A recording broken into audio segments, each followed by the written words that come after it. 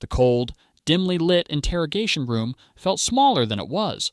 Detective Ryan Cole leaned forward, his hands resting on the metal table, eyes locked onto the suspect. Across from him sat Daniel Harris, a man in his mid-30s, disheveled and exhausted. His fingers twitched, a sign of nerves or perhaps something darker. "You know why you're here, don't you?" Ryan's voice was low, controlled. He watched Daniel closely, looking for any crack in his composure. Daniel exhaled slowly. I don't know what you think I did." His voice was shaky but measured. Ryan slid a manila folder across the table, flipping it open to reveal photographs. The images were gruesome. Bloodied sheets, shattered glass, a lifeless body sprawled across the hardwood floor. Daniel's face paled as his eyes darted across the evidence. "That's your apartment, isn't it?" Ryan pressed. Daniel hesitated. I was there, but I didn't kill her." His voice cracked on the last word. Ryan leaned back, exchanging a glance with his partner, Detective Laura Price, who had been silently observing from the corner. She stepped forward, placing another piece of evidence on the table, a bloody knife, its handle smudged with fingerprints. "Your prints are all over this, Daniel," Laura said. Her tone was softer than Ryan's, almost sympathetic. Daniel swallowed hard, shaking his head. "I found her like that. I panicked. I picked up the knife, but I didn't do it." Ryan tapped the table impatiently. "You expect us to believe that? The neighbors heard shouting, a woman screaming your name, and now she's dead in your apartment. Tell me, Daniel, what really happened?" Daniel rubbed his face, his breath uneven. "It wasn't like that. We argued, yes, but when I left, she was alive." Laura leaned in. "Where did you go after you left?" Daniel hesitated for a moment too long. Ryan seized the opportunity. "See? That's the problem. You have no alibi. No one can vouch for where you were during the time of the murder." Daniel's leg bounced under the table. "I went for a drive. I needed to clear my head." Ryan shook his head. "No gas station receipts, no traffic cameras, no witnesses. Just you, your apartment, and a dead woman." Daniel's eyes glistened with fear. "I didn't kill her," he whispered. Laura opened another file, this time revealing text messages. "These say otherwise, Daniel. You threatened her, told her she'd regret leaving you, that she wouldn't make it out alive." Daniel's breath hitched. "I didn't mean it like that. I was angry. People say things they don't mean when they're upset." Ryan's voice was razor sharp. People who say things like that end up exactly where you are now, sitting in an interrogation room, lying to themselves. Silence stretched between them, heavy and suffocating. Daniel's hands clenched into fists. "You don't understand. She had enemies. People who wanted to hurt her. Why aren't you looking at them?" Ryan smirked. "Oh, we are. But right now, all the evidence points to you." Laura softened her approach. "If you didn't do it, help us understand what happened. Who would want her dead?" Daniel exhaled sharply. "Her ex. He was crazy. Always showing up, making threats. He scared her more than I ever did." Ryan exchanged another glance with Laura. It was the first thing Daniel had said that felt like a genuine lead. Laura pressed gently. "Did she tell you he threatened her recently?" Daniel nodded. 2 days ago. She said he was watching her. I told her to go to the police, but she didn't want to." Ryan scribbled something in his notebook. "And where were you 2 days ago?" Daniel hesitated. "I was with her." Laura nodded. "If this ex was a threat, why didn't you mention him earlier?" Daniel's eyes flickered with frustration. "Because you already decided I'm guilty. You weren't listening." Ryan studied him. Maybe he was lying. Or maybe, just maybe, he was telling the truth. They needed to verify his story, track down this ex. But one thing was certain. They weren't letting Daniel walk out just yet. Laura stood, collecting the files. "We're going to check into your story. If you're lying, we'll find out." Ryan leaned in one last time. "And if you're not, then you better hope we find whoever did this before it's too late." Daniel swallowed hard. his face a mask of fear and uncertainty as the detectives left the room. The walls of the interrogation room felt even smaller now, closing in around him. And for the first time since he walked in, Daniel wasn't sure if he'd ever walk out again. Outside the interrogation room, the air felt suffocating in its own way. Ryan stood by the door, watching the one-way mirror, eyes narrowed in concentration. He could feel the weight of the case pressing on him, the dead woman's face staring back at him from the photographs. It was a feeling he'd become all too familiar with over the years, but this time, something about it gnawed at him. Laura approached him, holding a few files in her hands. "We need to look into this ex of hers. If Daniel is telling the truth, he could be our guy." Ryan nodded, running a hand through his dark hair. "But something doesn't sit right with me. He's too calm, too collected for someone who's just been accused of murder. And his story? It feels rehearsed." Laura tilted her head.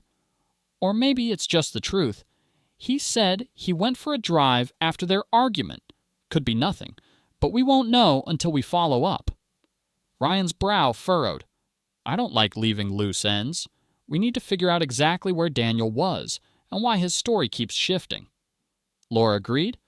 "I'll have the tech team run his phone records. We'll see where he was and who he was talking to."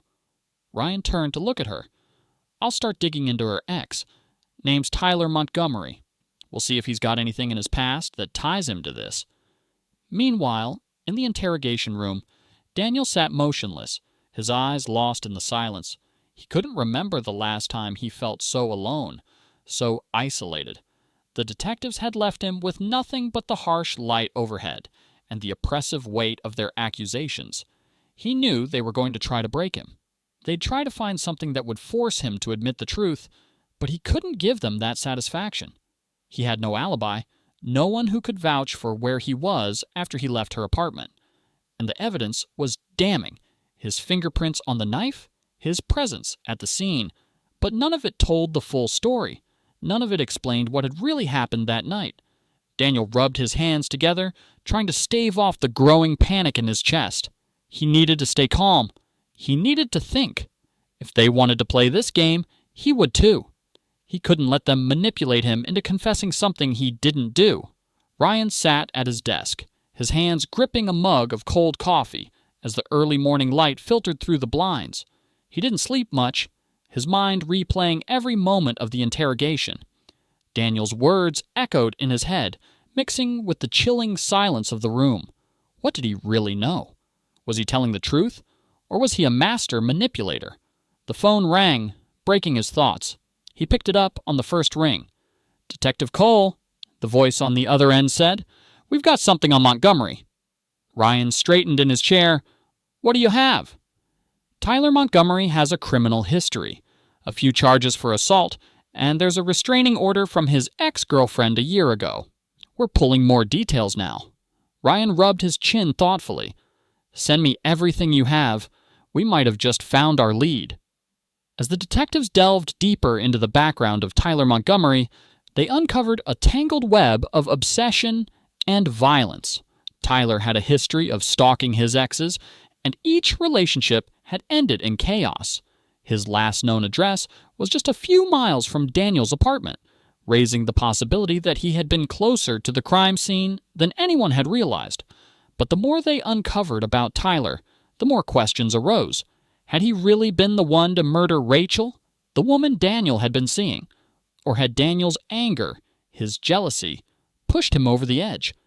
Ryan knew that the truth, whatever it was, wouldn't be as simple as it seemed. As the investigation unfolded, the truth began to blur. Was Daniel guilty of the murder? Or had Rachel's ex, Tyler, been hiding in the shadows, waiting for the perfect moment to strike? As the detectives closed in on the truth, they were forced to confront their own doubts and the horrifying realization that sometimes the line between justice and the past was more fragile than anyone could have imagined. The investigation continued to unfold in ways that Ryan had not anticipated.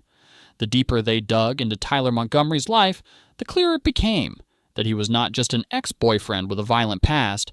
He was a man obsessed, a man who couldn't let go. But the pieces of the puzzle still didn't fit together perfectly. Tyler's connection to the crime scene was a mystery, and Daniel's increasingly erratic behavior was raising new questions. Ryan sat at his desk, scanning the files. His eyes were bloodshot from lack of sleep, his mind spinning in a million directions. The stack of paperwork in front of him seemed to grow heavier by the minute. Each document felt like a dead end. Each lead took him further from the truth, and every piece of evidence raised more doubt. There were too many conflicting stories, too many holes. Ryan rubbed his face with both hands and exhaled deeply. "This doesn't make sense," he muttered to himself. "If Montgomery did it, why leave no trace? Why not just take Rachel's phone, destroy the evidence, and disappear?" His thoughts were interrupted by a knock on the door. It was Laura. "Got something," she said, holding a tablet in her hands. "You're not going to like it." Ryan's stomach sank. "What is it?" Laura set the tablet down on the desk and pressed a few buttons. The screen flickered to life, revealing a surveillance video. It was grainy, but clear enough to make out the figures in the frame. The timestamp indicated it was just a few hours before Rachel's murder. On the video, a man was seen walking toward Daniel's apartment building. He was wearing a dark jacket and a baseball cap, his face obscured by shadows. But there was something about his posture, his gait, something that immediately reminded Ryan of someone he knew. "That's Daniel," Ryan muttered. "What the hell is he doing there?" Laura didn't respond right away. She let the video play, showing Daniel entering the building, just moments before Rachel's death was believed to have occurred. The footage was shaky, but there was no mistaking it. Daniel was there, and he was moving with a sense of urgency, as though he knew what was coming. "What's going on here?" Laura asked. "We've been working on this case for days, and now this?" Ryan stood up, pacing around the room. His mind was racing.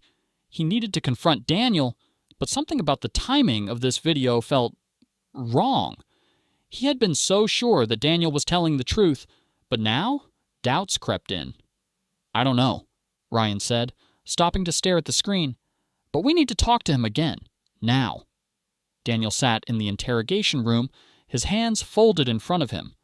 The walls felt like they were closing in on him. He could hear the faint buzz of the overhead light, the ticking of the clock, but it all felt distant. His heart was pounding in his chest, and his mind raced with conflicting thoughts.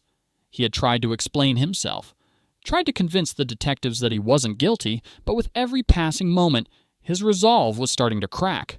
The door opened, and Ryan Cole stepped inside, his face hard and unyielding. He didn't sit this time. Instead, he stood in front of Daniel, his arms crossed. "You're a liar," Ryan said flatly. Daniel's eyes widened in surprise. "What? Number, I'm not lying. I didn't kill her. I swear." Ryan slammed a hand on the table, the sudden noise making Daniel flinch. "We know you were at the building, Daniel. We've got you on video. You went up there right before she died." Daniel's mouth went dry. He could feel his pulse quicken, his mind trying to come up with an explanation. I didn't kill her.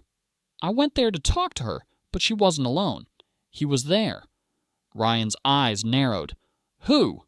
"Tyler," Daniel said, his voice shaking. "Her ex. He showed up after I did. He was the one who hurt her, not me." Ryan was skeptical. "You expect me to believe that?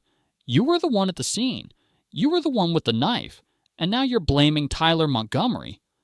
Daniel looked down at his hands, his fingers twitching as if he was trying to calm himself. "I didn't have a choice. He was violent. He threatened her, and I couldn't just stand by and do nothing." Ryan leaned forward, his face inches from Daniel's. "You're telling me that you didn't kill her? That Tyler did? Where is he, Daniel? Where is this ex-boyfriend of hers? We've checked his history, and guess what? He's got a record of violent behavior, but we can't find him anywhere. You want me to believe he just showed up, killed her, and disappeared into thin air?" Daniel swallowed hard, his throat dry. "I didn't do it. I swear to you, I didn't do it." Laura watched through the one-way mirror, her arms folded across her chest. She could see the fear in Daniel's eyes, But she also saw something else: guilt. It was subtle, almost imperceptible, but it was there. The way he was avoiding Ryan's questions, the way he kept shifting in his seat. He was lying, and Laura knew it. She could feel her own doubts creeping in as well. Was Daniel telling the truth, or was he trying to cover his tracks to save himself from a crime he had committed? She wasn't sure anymore. The case was twisting, spiraling in a direction she hadn't anticipated, and it was all because of one simple, terrible truth. Someone was lying. The next few days were a blur. Ryan and Laura worked tirelessly, piecing together the fragments of the investigation.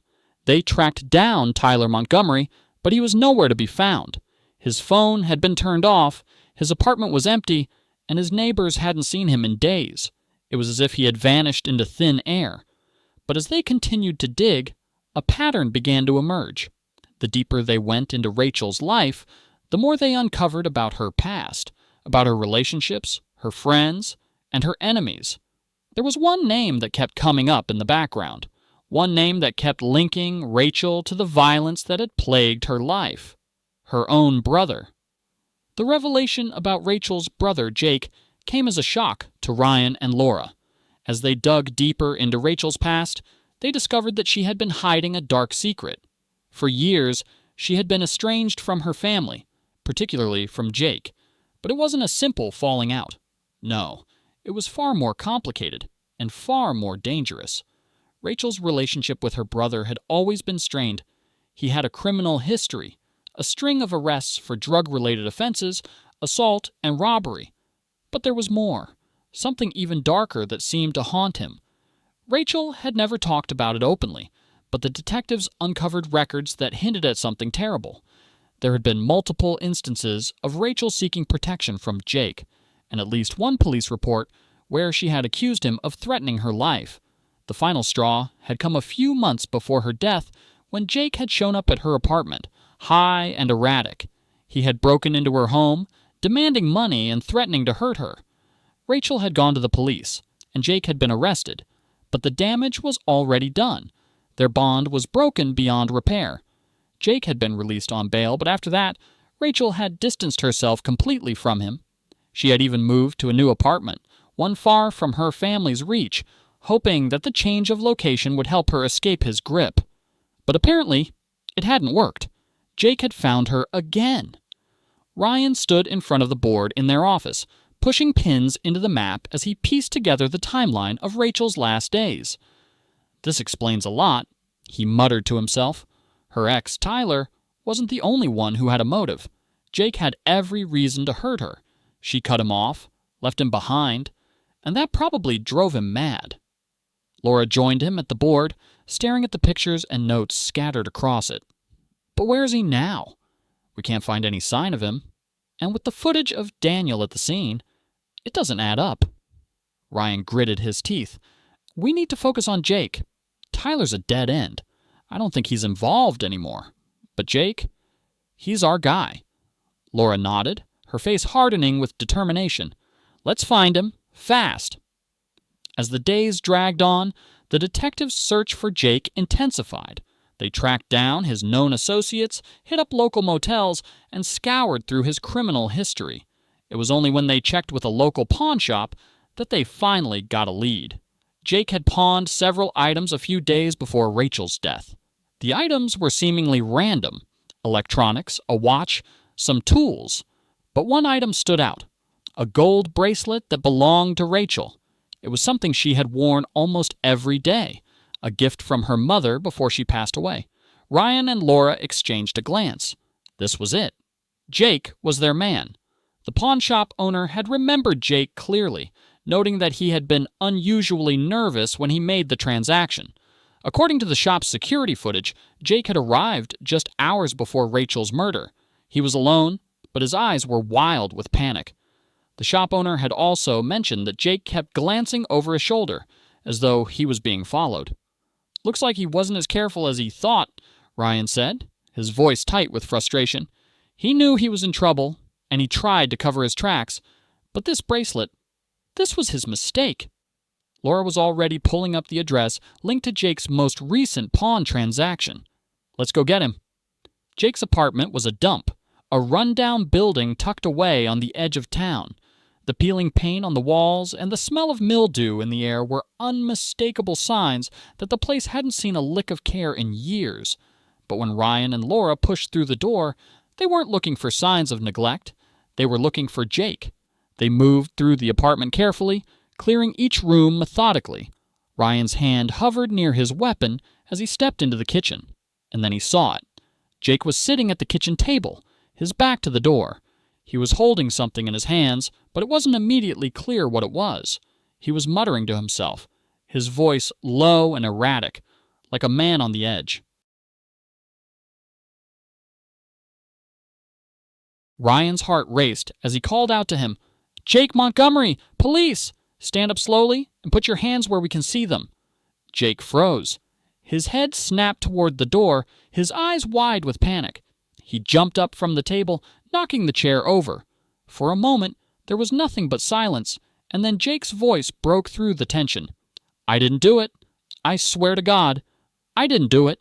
His hands were shaking, and Ryan could see the desperation in his eyes. "I didn't kill her. I didn't hurt Rachel." Ryan's voice was steady, unwavering. "Then why did you pawn her bracelet, Jake? Why were you at her apartment days before she died?" Jake's face twisted with confusion, and for a moment he looked almost childlike in his bewilderment. I wasn't there to hurt her. I needed money. She wouldn't give me any. She wouldn't help me. So I took what I could." Laura stepped forward, her voice cold. "You're lying, Jake. We've got evidence. We've got the bracelet. We've got your prints on her door. You were there, and Rachel had been scared of you for months." Jake's face went pale, and for a moment he seemed to lose all sense of control. His hands balled into fists, his body trembling with the weight of his guilt. "I didn't mean to do it. I swear. I just wanted her to help me, but she wouldn't. And then I lost it." Ryan stepped forward. "What happened, Jake? Tell us everything." Jake collapsed onto the floor, his body racked with sobs. He was broken, completely undone by the weight of his actions. It was clear now that Rachel had been right to fear him, and when he spoke, his voice was raw, filled with regret. "I didn't mean to hurt her. I swear.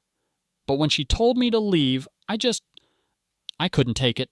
She was the only family I had left, and she was shutting me out. I didn't know what to do. I just lost control." Jake's confession was the final piece of the puzzle. It wasn't Tyler. It wasn't Daniel. It was Jake Montgomery, a man consumed by his own rage and addiction. A man who had been willing to kill the one person who could have helped him. Ryan and Laura stood over him, their faces hard and unreadable. But inside, Ryan felt a sense of relief. The case was solved, but it was a hollow victory.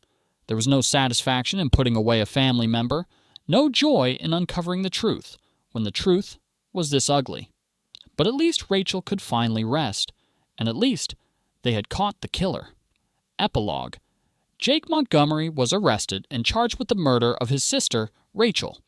His trial was swift, and the evidence against him was overwhelming. He pled guilty to second-degree murder and was sentenced to life in prison without the possibility of parole. Daniel Harris, once a prime suspect in the case, was exonerated and released from custody. He never fully recovered from the ordeal, but he moved on with his life, trying to rebuild the pieces of his shattered world. As for Ryan and Laura, they carried on. The job wasn't easy, it never was, but they had done what they had set out to do. They had found the truth, no matter how painful it was. And for now, that had to be enough.